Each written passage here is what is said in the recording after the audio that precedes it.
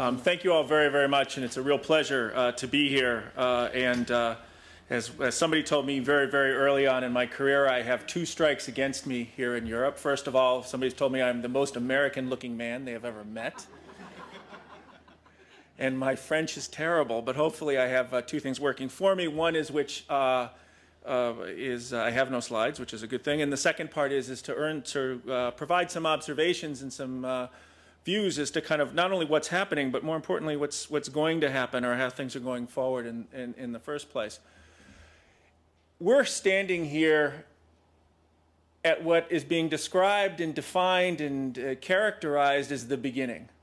The launch of the ECI, the beginning of citizens' direct ability to petition and put initiatives to the EC, to the government. This actually really, for everybody in the room, though, represents the last mile of many of the work that you're doing.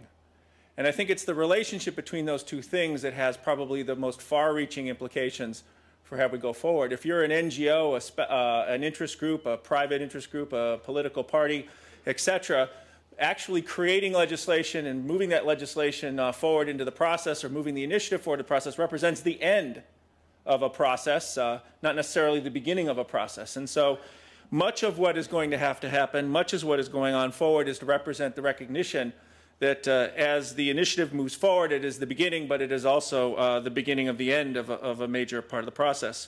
So just some general observations regarding the ECI. First off, it is a terrific example of what we call in the book the social organization of mass collaboration, the ability to bring multiple groups of people together who have no previous connection or no previous determined connection against them. It supports openness, a diversity and depth of opinions and cultures. It brings together private and public policy in new ways that haven't existed before. And also it looks to address some of the challenges associated with prior citizen initiatives, whether they're in Switzerland, whether they've been historically, for example, the Chartist movement in the UK over 150 years ago, or in one of my great states of my country, the country of California, which anybody who wants to can basically put together a ballot proposition. It is the appropriate technical platform to do this from, but with that said, there's so much more.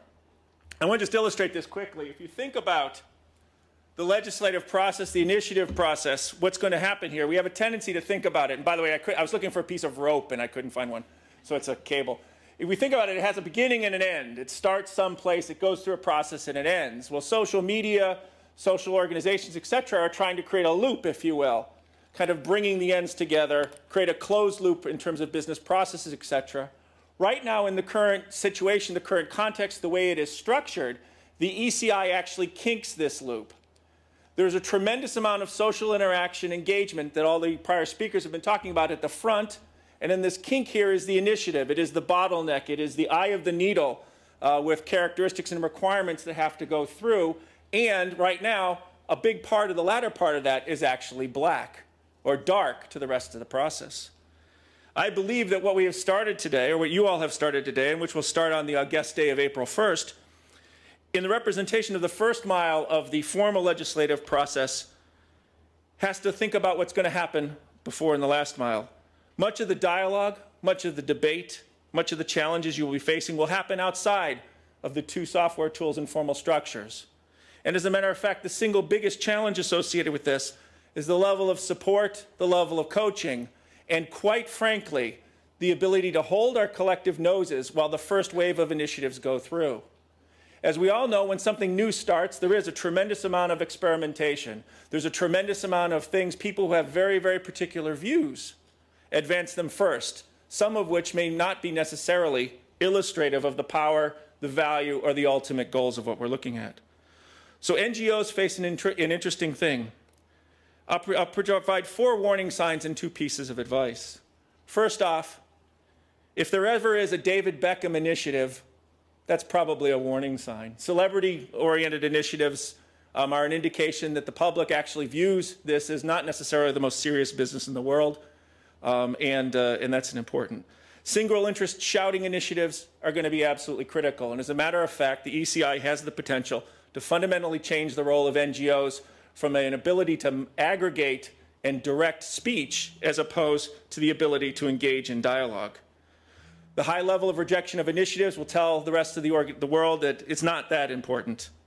And then finally, initiatives where everybody wins but nobody pays is a significant opportunity, because the legislative process, the process of human management, is messy and requires people making tough choices. So for the NGOs in the room, the question would be not just how do I attract attention, but how do I get deep commitment beyond the click? How do I facilitate a dialogue and discussion around the issues? Because in fact, getting the initiative, getting the 1 million signatures, getting it registered will probably be the last part of your effort, but it's the first part of fundamentally changing the way participatory democracy works here, which is why this is so interesting. Thank you very much.